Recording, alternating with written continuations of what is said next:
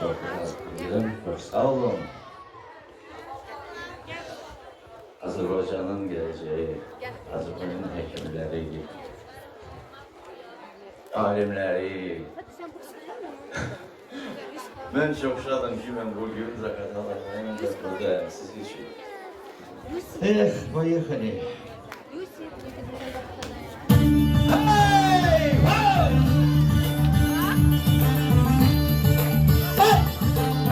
Hey!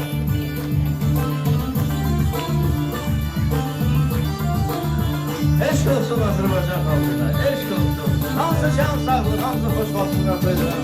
Hey!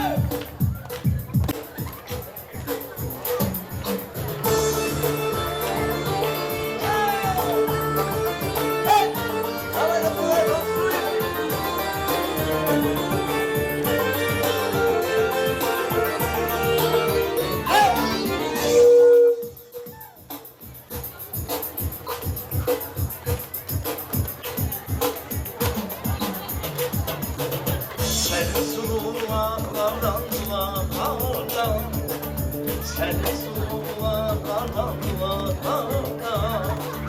Meşe yarmağında ağlarda Laleler isyanlarda Balsızlar olanlarda Size selam getirmişe Laleler isyanlarda Balsızlar olanlarda Size selam getirmişe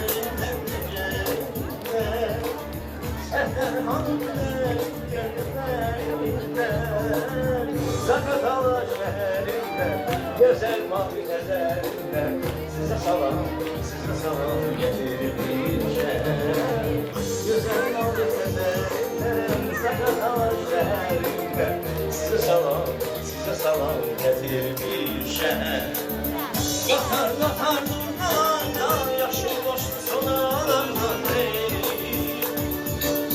Qatar durnadan, yaşı boşlu sonalardan